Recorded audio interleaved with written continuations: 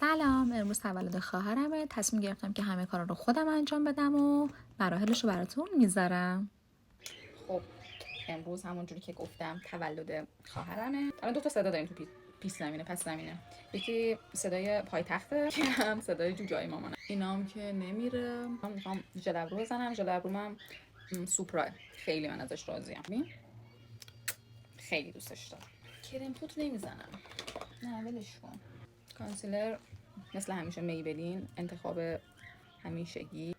این جوشه زیر دماغم که قرمز شده، یه ذره اینجا پد کوچولو بلندش میکنیم. الان با یه سایه میرنگی با یه قلم رنگی و میخوام یکم زیر چشم. خب یار همیشگی من ریمل ایزادورا نارنجی بی نظیره، عالیه. این واقعا ریمل خوبیه، قیمتش هم خوبه، از هر لحاظ پرفکت. آرایش چشممون تکمیله. میریم سراغ شیپیلم. زیاد زدم الان به خاطر من یه پودری روش میزنم. نه اینجوری هم خوشگل شده. این رنگی مسی به این صورت. حالا میریم سراغ لبام. اول این ترکیب رو خودم کشفش کردم، عالیه، عاشقشم.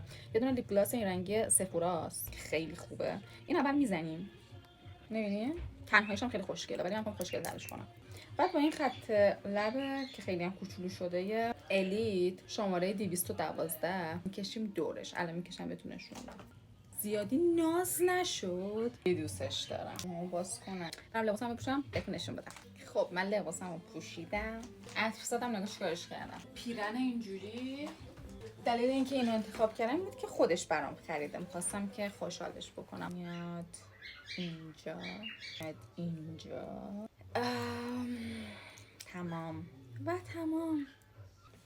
من آمادم برم که الان میخواد بیاد و ما سورپرایزش کنیم. خدافظ.